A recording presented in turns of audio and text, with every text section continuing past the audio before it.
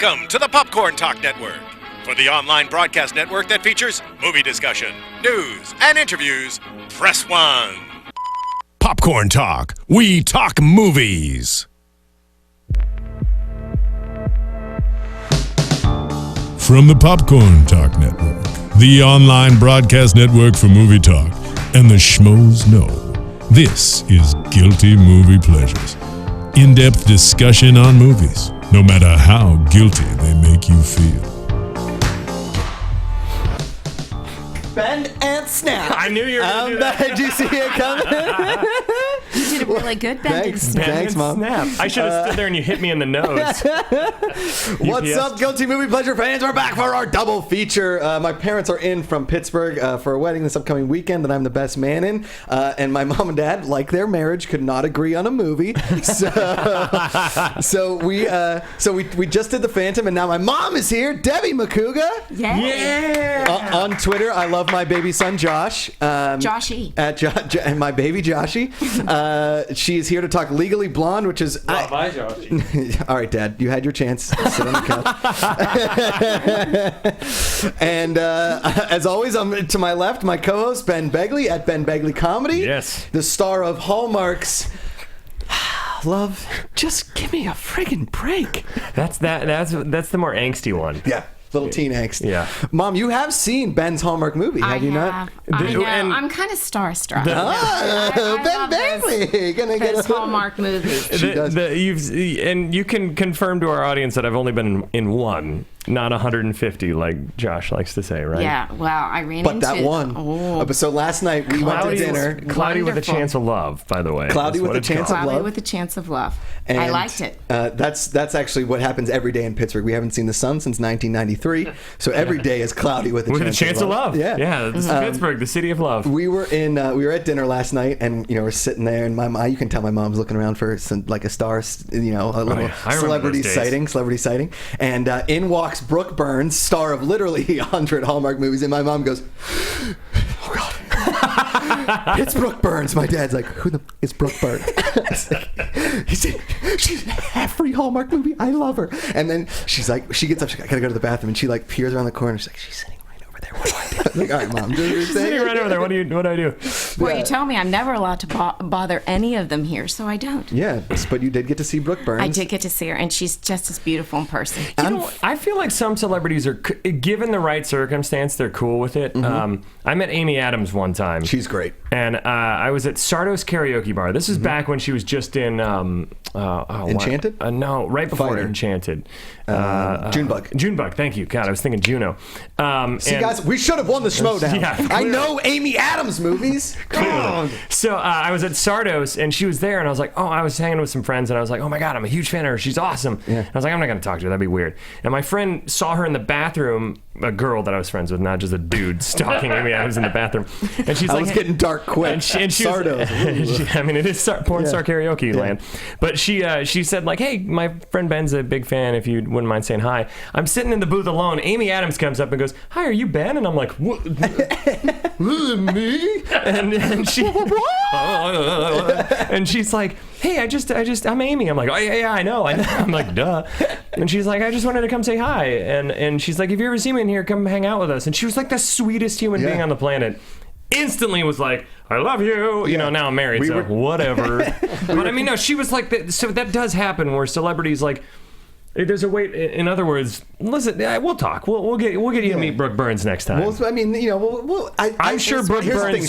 She was only with one other person. Yeah, she was sitting in a weird corner of the restaurant, so it wasn't exactly. Yeah, and it was obvious that she wanted to just enjoy her dinner, and I understand that. But also, she had this large piece of basil in her teeth, and nobody said anything. We felt really bad. Just dangling out like cliffhanger. Well, Brooke Burns, unfortunately, was not in Legally Blonde. Now, Legally Blonde may be a guilty movie pleasure for guys, because it's a girly movie, but I disagree. We come from a family that we have 3 legally blondes in our family. Okay, they all come from the same family. We love them. Seriously legal. They are amazing. My 2 cousins and my aunt. They are the most lovely people you ever meet. But they have the greatest blonde moments in the world. And this movie just spoke to them, and it spoke to our family. We used to watch this on vacations all the time. We quote this on our family. We say this movie a lot, and I really, really like this movie. You know, I watched it for the first time ever last night. Wow. And I started watching it like 2 minutes, and I was like, I can't do this. And so Renee and I put on an episode of Narcos, and I was like, God, this show's good. And then I was like, all right, I'll watch Legally Blonde now. And within 5 minutes, I was like, You're hooked. I really like this movie. Yeah. Because it's not... I watched Clueless recently for the first time, too. I missed all these like 80s and 90s kind of more female-driven comedies because my sister was younger, so she wasn't old enough to really be watching these. So I was watching all the action movies and G.I. Joe and whatever. But I think I would argue that this is a better representation of women than Clueless because she's not dumb. She's just naive. Correct. I would say she's naive and she has blonde moments, but she's super smart in her own way. And God, Reese Witherspoon is so charming in this movie. So charming. Well, that's she's the whole way thing. more charming than Alicia Silverstone, in my opinion. And I know people are huge Clueless fans. I like that movie. This I would take any day over it. Agreed. They call it the blonde Clueless. Oh yeah. And when you Does look it say at that in your notes there? Well, yeah, my notes. You know, I had to go my notes. My mom was a school teacher for 30 years. I used to bring notes. She has notes. My mom loves notes. Go ahead. I know. But the thing about Reese Witherspoon is that you cannot not like her. I know. And the best part of it is that she made oftentimes stereotyped sorority girls. She made them have real positive impact. Yeah. And that she was such a self-confident woman. Yeah. In the 90s. I mean, she wasn't afraid to wear all pink spandex, sparkly clothes. Yeah. Look at my mom wearing her pink today. Yeah, me wearing my orangish pink. And I forgot. She brought out trends that have Tiffany's. Yeah. Getting your nails done when you don't feel well. Yeah. Was that not a thing before this? Well, you're talking. This movie was 2001. 2001. And I think that it really started even more so. And you know what it did well too was it had those late 90s, early 2000 transitions with the 90s music with like the montage from the city. Oh, yeah. Right. It did those perfectly, but also too there are movies like this that don't get made anymore because this is a 100% character piece. Yes. And it's a character comedy. The plot doesn't really matter. It doesn't. You know what's going to happen. Yeah. You know that Ali Larter didn't do it. Right. You know that the daughter did. You can see it a mile away, but you don't care. But they do subvert romantic comedy expectations, where like the bitchy girl played by Selma Blair, they end up becoming friends, which I really liked. I liked that they end up being comrades because I'm not trying to be all like rah rah whatever, but I think that it's a really cool thing to see that where they made every character two-dimensional except the douchebag boyfriend. Yes, exactly. You know, where normally in movies. A lot of movies in Hollywood, women are very one-dimensional. Look at The Phantom. Yeah. I'm telling you. I mean, Ben is crushing. They got friends at the end. I'm sorry. Christy Swanson had some. Catherine Zeta-Jones, one-dimensional. Nobody refuses The Phantom. I'm just saying. But, you know... This had some level. Everything had layers. And Reese Witherspoon has a ton of vulnerability and a ton of... Yeah. She's so good in this. Well, I don't know if you know this, but when they got to the end of Legally Blonde... They did not do the 2-year update. When they tested it with audiences, people were like, I want to know what happens to these characters. Yeah. So they actually added it later. It's very Animal House of them. Right, yeah, exactly. And Reese Witherspoon and who's the actor who played Luke Warren? Wilson? No. Warner, the guy that plays Warner. Warner, yeah.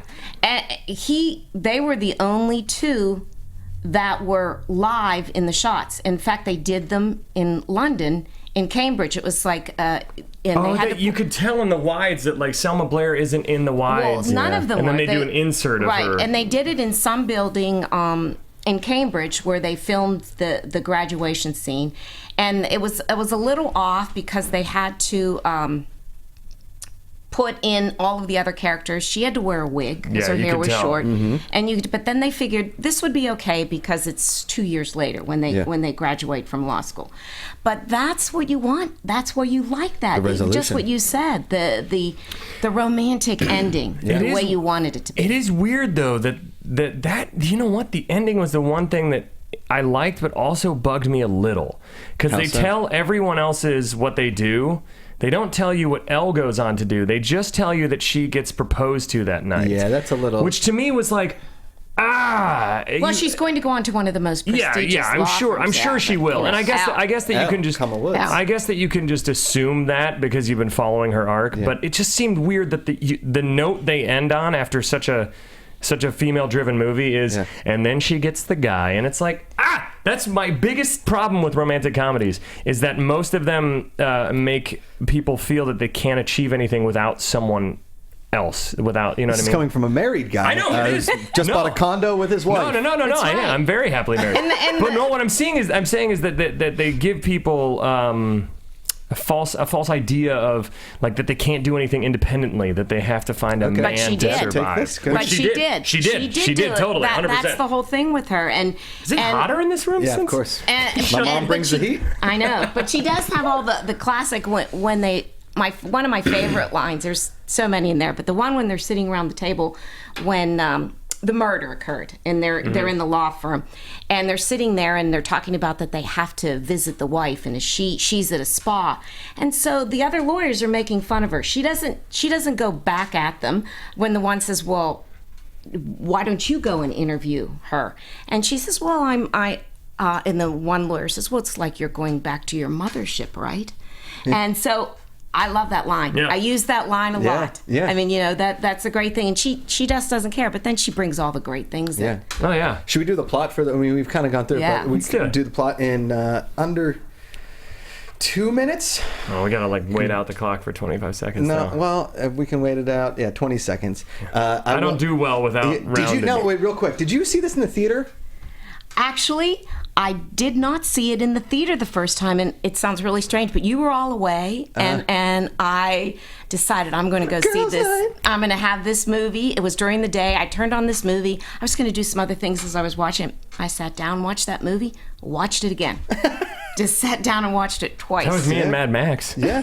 But let's do it. Are we at 3, 2, 1, go, Ben. It starts off, I don't know. Jesus, I can't remember. okay. Let me take this again. Holy cow. No, okay, go ahead. It starts off with her thinking she's going to get proposed to. She gets a letter that her boyfriend's coming back in town, and she's like, oh, I'm so excited. I'm going to get proposed to. And you think she's just an idiot at this point. They go to the restaurant. He's building up to it, and then she goes, I do. And he says, we should break up. I'm going to go to Harvard. She's like, wait, you're going to Harvard? You think I'm an idiot? Then she decides, okay, I'm going to try and get into Harvard. And everybody, including her hilarious parents, where he always has the martini with the olives. Lawyers are for boring people. Some of my favorites. Stupid people. Only boring stupid people go to Harvard. And so then she ends up doing this whole, she studies for the LSAT. Studying montage. She does this hilarious bikini hot tub video. Oh, amazing. The best. I object. So good. And then she ends up getting into Harvard. Take it. Okay, so she gets into Harvard. Mom, go first part of Harvard. Well, she gets into Harvard, and of course, her main objective is to get Warren to marry her. She runs into him, and of course, he says, what are you doing in Harvard? She says, it's hard to get into Harvard. I love that. To make a long story short, she competes, and she realizes that she is too blonde for him. He's never going to get her. But she decides that she's going to study really hard, win him back. Of course, they go with the case. She becomes the lawyer. She solves the case and becomes best friends with the other lawyer, and everyevering works out wonderful. Mom just wrapped this up better than her son ever did. We have 20 seconds Usually to spare. his head just explodes. Deb Macuga. John Macuga walked into a buzzsaw. Deb Macuga took the buzzsaw, slammed it on the ground, and walked right through. I'm trying to calculate. 78. I would say that I probably watch it. I watch scenes of it if it comes on late night. I can't sleep and watch it on television because it's on a lot on television. But myself, I probably watch it twice a year. Yeah. And my mom was the brunette Elle Woods. She was very smart. She was social chair at her sorority. Were you president of the sorority? Nope. No, never the president of the sorority. She was a Kappa Alpha Theta at the University of Pittsburgh. And, she... listen, sorority girls always get crapped on by non-sorority girls. Exactly but right. I was in a fraternity. We did some great things. Sororities do some great things. I think, honestly, there's a lot of jealousy involved in the fraternity system. There's anything wrong with being in a sorority. Well, and they do a lot of charity work. Correct. I feel like I based my entire idea of fraternity and sororities before going to college on 80s and 90s comedies that I'd seen, like Revenge of the Nerds, Animal House. Nerd! All these comedies where they just paint the fraternities and sororities as these one-dimensional douchebags and kind of like airhead bimbos is what they do in the movies. Yeah. But that's this movie flipped it a little bit. Yeah. That scene at the wonderfully. Yes. Yeah. And the scene, my favorite total scene is when they're introducing themselves on like the lawn of the law school, and the one guy's like, wonderful. "My name is so Enid, whatever," and he's like, "I have 180 IQ." He's got this thing, and it cuts the one guy. He's like, "Some people think Stephen Hawking's theory of the Earth or whatever was stolen from my 4th grade paper," and then it cuts to her, and she's like, "I'm Elle Woods, and this is producer Woods," and I love that. Gemini. That intro is one of the best intros to every. So good. Jonathan, what sound clips do we have up there? We definitely have the Harvard line that my mom was talking about.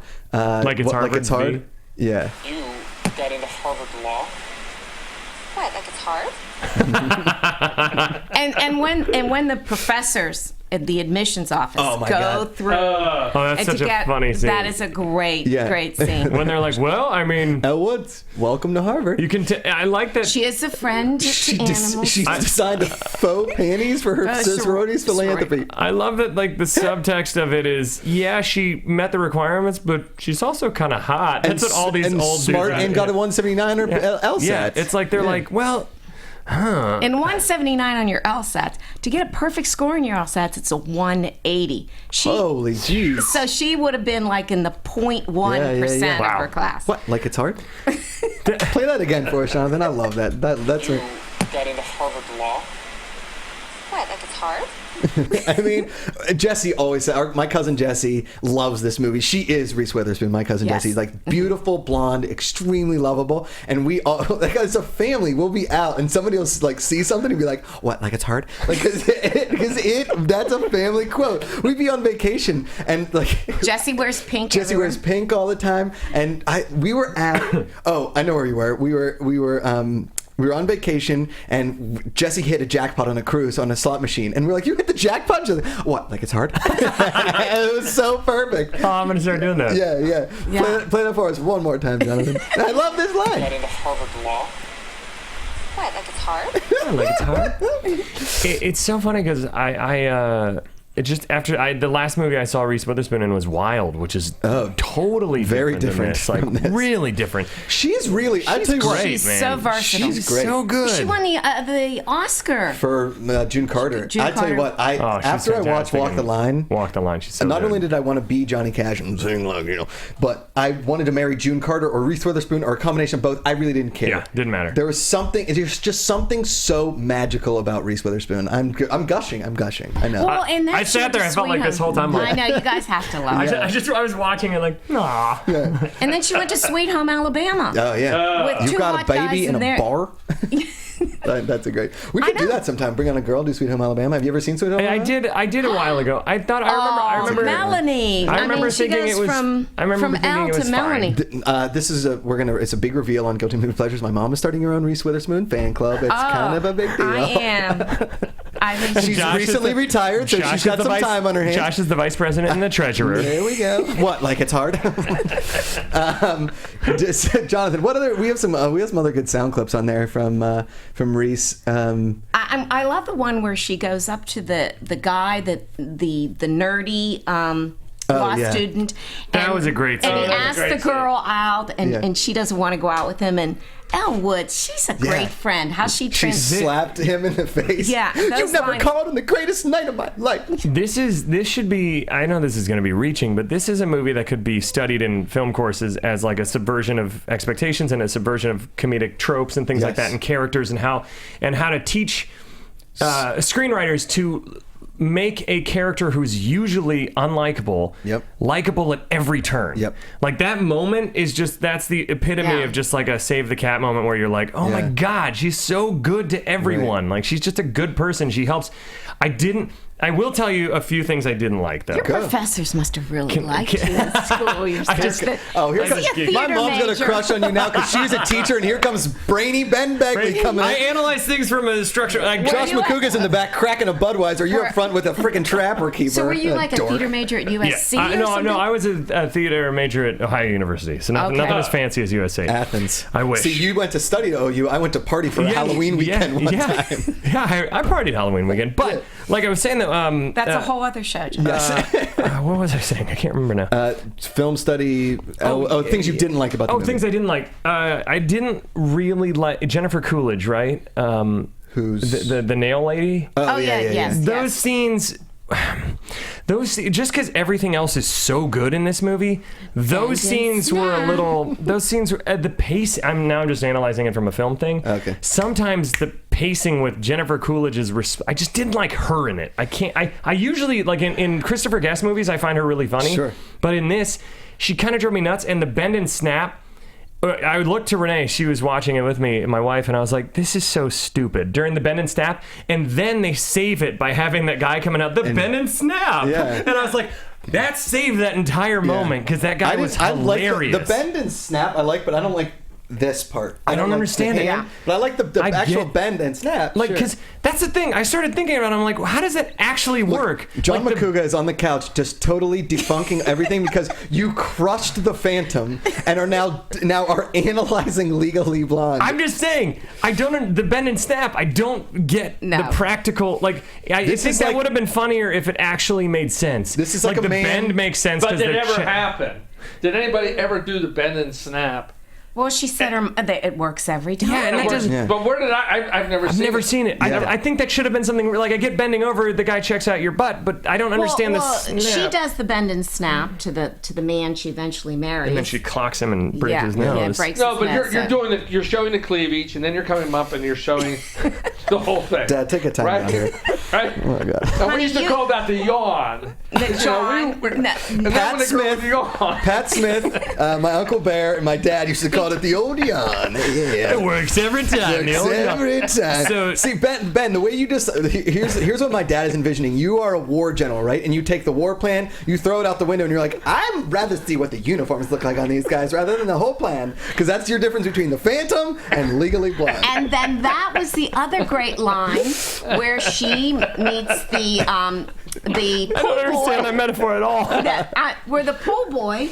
Yes. And she says to him, and he talks to her about being in last year's Prada. Yeah. Can we play that? That's a good way. I fell off the couch when that line happened. It's when Jonathan, he says, it's you, bitch. And when he says, and what was your boyfriend's name? Chuck. Yeah. What? And then this next line, oh my God, I rewound it 3 times. Yes. It was so funny. It was funny. You bitch! It's so good because you're not expecting that to happen when he's like, and because Luke Wilson is grilling him. He's like, and where were you? And where was this? And what's your boyfriend's name? And he goes, Chuck. And he goes, and he just walks off.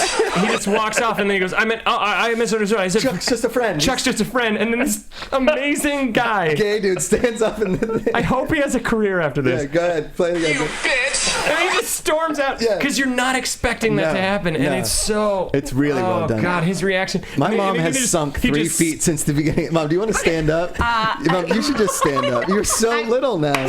Stand up. You're good. Good. Move the chair. The chair's not working. Okay, we're coming towards the end of the podcast anyway. My poor mom, she's starting to look like Grandma Macuga. I will be down below, and you're good. He really probably did that to the chair. Yeah. Oh my God. Play that. Can you play that again real quick, Jonathan? You bitch! Now, I don't know if I was a very, very famous dog trainer in my teenage years. I was like a savant in the Pittsburgh area. I was the original dog Your parents whisperer. remember this for sure. sure. We had a Shih Tzu, and she was fantastic. And I trained her to do many a trick. And then we had a couple local dogs, and their owners would bring them to me, and I was very, very, very good at dog training. I mean, the whistle, I had a uniform. They didn't call me the dog whisperer. They called me Le Dog Le Whisperer. It was a French thing.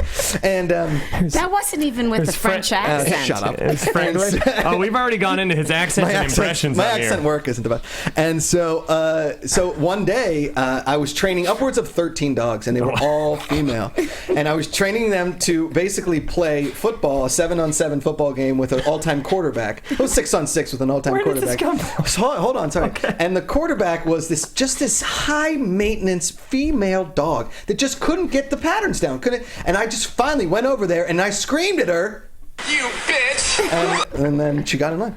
Well, it all went from. Now I have to defend Josh because there's Bruiser Woods. Yeah. Bruiser Woods is a big part of this movie. Mm-hmm. He is. He's huge. Yeah. He made me almost like Chihuahuas. Yeah. I hate him still, but I mean almost. I said almost. Now, What do you hate more, Chihuahuas or the Phantom?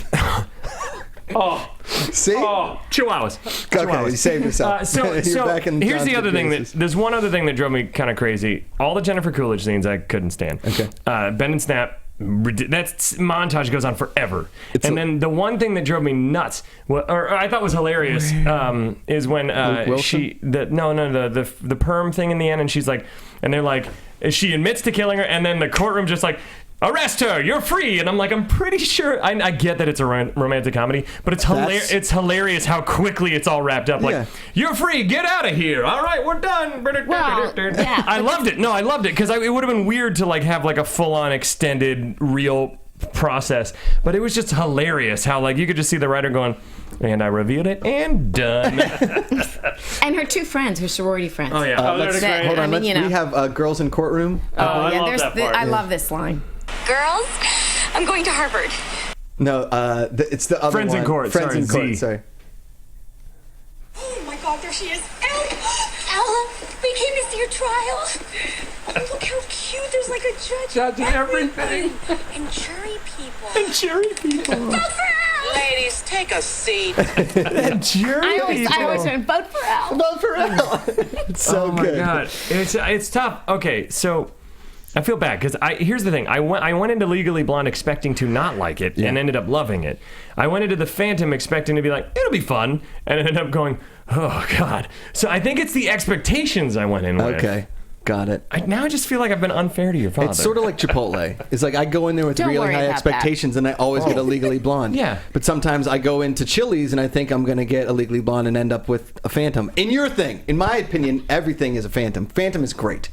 I like Phantom. I am sticking by Phantom. I lost you at the first Phantom you mentioned. Whatever. Yeah, he is his father's son in that way. I mean, I'm going to send you a book on a fan. I want to read the comics. I'm sure it's good. You're going to start getting all these Phantom mails. And he's like, after like the third month, Renee's like, we don't have any more room for Phantom We stuff. have 6 boxes of Phantom.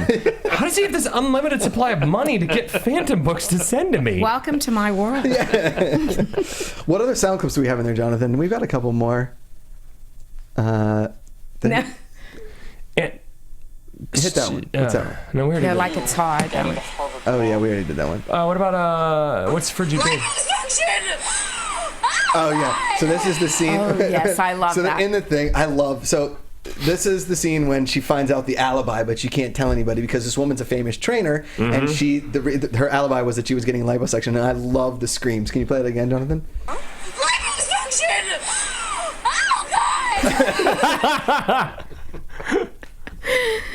Just so good because it really harkens back. I don't know if I was a fat kid. Wore husky jeans as a and then I got into swimming, so I didn't really necessarily need liposuction per se. But then, Honey, you were never a fat child. fatter. I had some baby fat, Little baby fat.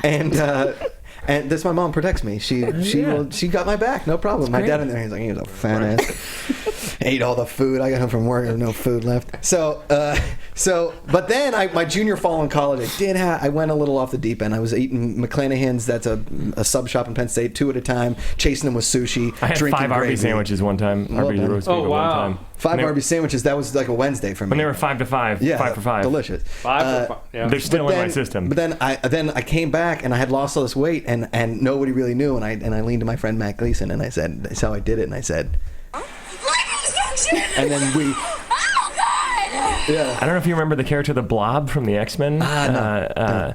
Most famously destroyed in Wolverine Origins. I don't know if you remember that. Terrible film. Okay. But the Blob, he apparently was a big, strong guy, and in the movie, he just ate a lot after his friend died, and he just got real depressed, and he got super huge and fat.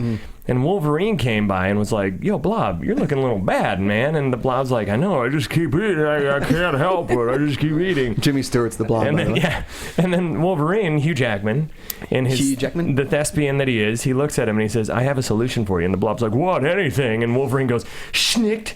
And then he says, and he just cuts him up. Oh, man. Just berserker rage. So Wolverine's claws become liposuction suckers? Yeah, I mean, they pplayed fast and loose with the mythology in that movie, so... Mom, do you have any... wouldn't stop... Let's test Mom's improv skills. Anything, Mom? Improv? No, I don't think I could do this. Okay. I really... Don't worry, most people that come on here can't. Yeah, and they don't want to. Most people stare at us like... what was this you did? I guess I should have watched an episode before guesting on your show.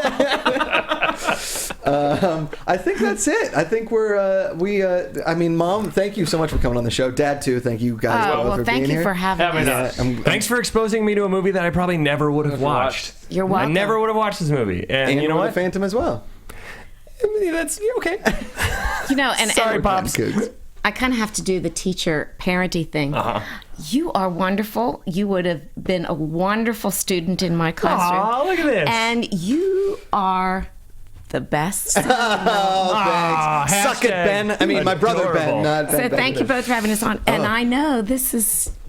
I'm just so proud of both of you. Oh, thanks, Mom. That's so nice. It makes me feel so good. Oh, man. Thank you guys for watching. Come on every show. Yeah, right? They're the best. So They're the best. I didn't like you in that movie, though. Your character, you played that character very well. Just real quick, because your mom brought it up. I was live. No, that's not true. I know. That Hallmark Channel is hugely successful. Yeah, my star meter went up to the 6,000s, and now it's plummeted back down to the. But then Funhouse Massacre is going to come back and shoot it back up. But I was live tweeting along with people on Cloudy with a Chance of Love, and I could tell that there was a lot of really avid fans, and they just kept saying, "Man, that my character's name was Josh," and they're like, "That Josh guy's such a jerk," and they were like, "I want to punch him in the face," and I'm like, and so I started playing along with it. I'm like, "Yeah, what a loser!" And I just started like, and then I was tagging the other actors in it, and they started defending me and being like, "No, Ben's not that bad in real life," and I'm like, "No, he's kind of a jerk." And I just kept going along with it for like Smart. 2 hours. It was awesome. It was one of my favorite experiences. Well, that's awesome because then you know that you're doing a good job. I was a acting. jerk. Yeah, you were a jerk in that movie. My mom was very... everything my mom watches with me, and she watches begrudgingly, because most of the things I've done either are too inappropriate and she doesn't like them, like the Hungover Games, or... I don't watch anything.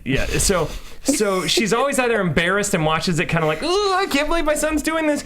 And then finally, she loves Hallmark. She was so excited for me to be in a Hallmark movie. I know. And then I'm like, and I'm the bad guy. And she's like, you continue to disappoint me. I will say this. I was in a horror movie a while back called Plasterhead. Right? I got it. We got to do that on this show. Can we do Plasterhead on this show? And then in October, we went to the premiere in New York at a theater, and the biggest scream my mom let out was when I kissed the girl. I couldn't watch that. The best. Not to keep this going, but we showed a couple scenes from the Funhouse Massacre to Renee's grandma when we went to visit, and we showed her specifically the scene where Renee kisses another guy, because Renee and I wrote the movie, but we didn't want to play love interest because it's boring, and I wanted to play the goofy deputy, and so we showed her the scene where she kisses another guy, and her grandma she was in the hospital, she grabbed onto the like braces and was like, oh, she was just appalled, and then she looks at Renee and goes, did you like that? And she goes, no, Grandma, it's acting. And then she looks at me and goes, you're okay with that? And I go, yeah. And she goes, like she thinks we're like weird swingers or something. And I look at her and I go, Grandma, it's because I trust her. And she goes, good answer. Yeah, and I was like, win over the grandma. That's Ben Begley for you guys. Winning over the grandma. Ben Begley. Again, Mom, it's so funny. Thank you for coming on the show. We really had a blast with both you, Dad, as well. It was really so much fun. I love having you guys here in Los Angeles. Papa Macuga, for next time we come back. That's what makes America great. Oh, here comes politician John Macuga. Pressing flesh, kissing babies, shaking hands. I'd like to announce my candidacy for office. I'll be running for councilman. Again, it was so much fun having you guys on. Legally Blonde is a great movie. To my Aunt Char, Nikki, and Jesse, I know this is one of your favorite movies, so if you guys ever come out to LA, we'll bring you on, maybe talk Legally Blonde 2 if we want to. I've never even seen Legally Blonde 2, so, or one of the other movies. Yeah. Who knows? At Ben Begley Comedy on Twitter. Again, Funhouse Massacre. Yeah, just look for hashtag Funhouse Massacre or the Funhouse Massacre on Facebook. And my mom is on Pinterest, as well as she's on Twitter at mybabyjoshi. Is that real? No. That'd be amazing. No. And you guys can find me at Josh Macuga and my show Between the Sheets, youtube.com/Between the Sheets TV. Every Monday we release a new episode, so go subscribe, tell all your friends, and thank you guys for watching this show. Next week we are not here. We are out of town. I'm out of town. Ben is also out of town. So when we come back, I believe we're going to do Desperado. Yeah. That is. You've never seen it. Yeah. And you've never seen it? I've never seen it. I've seen it probably 15 times. I've seen parts. I've never seen the whole way through, so I'm looking forward to this. It's one of the best action movies of all That's time. a great action movie. So we will do Desperado in 2 weeks. So take a breather next week. You guys got double the dose this week. And until then, what is your guilty movie pleasure? From producers Maria Menounos, Kevin Undergaro, Phil Svitek, and the entire Popcorn Talk Network, we would like to thank you for tuning in. For questions or comments, be sure to visit popcorntalk.com. I'm Sir Richard Wentworth, and this has been a presentation of the Popcorn Talk Network. The views expressed herein are those of the hosts only and do not necessarily reflect the views of the Popcorn Talk Network or its owners and principals.